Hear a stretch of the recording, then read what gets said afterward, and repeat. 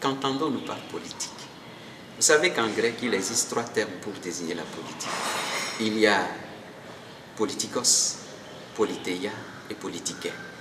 Alors, quand on parle généralement comme ça de politique, on dit que le prêtre ne doit pas faire de la politique, l'évêque ne doit pas faire de la politique. Regardons politikos.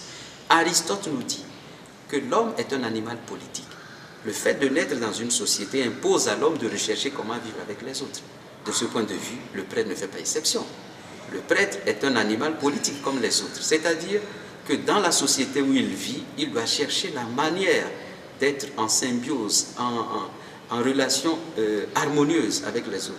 L'Église doit enseigner comment faire de l'homme un animal politique. Ensuite, le deuxième thème, c'est politeia, c'est-à-dire l'organisation, la structure d'une société. L'Église a des valeurs sur lesquelles elle propose de construire la société, la justice, la vérité, le pardon. Donc toutes ces valeurs-là, quand l'Église les défend, on dit qu'elle fait de la politique. En réalité, elle ne fait pas de la politique. Elle enseigne seulement la manière dont une société doit être organisée pour que les citoyens puissent développer entre eux des relations harmonieuses. Maintenant, la politique, c'est la conquête et l'exercice du pouvoir. C'est là où on défend aux prêtres de faire de la politique.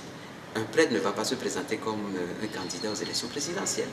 Ça signifie que cette politique-là, c'est la conquête du pouvoir. Un prêtre ne doit pas devenir président d'un parti politique, parce qu'en le faisant, il exclut une bonne partie de ses fidèles qui sont dans notre parti politique. Si c'est ainsi qu'on conçoit la politique, je suis d'accord que nous ne devons pas en faire.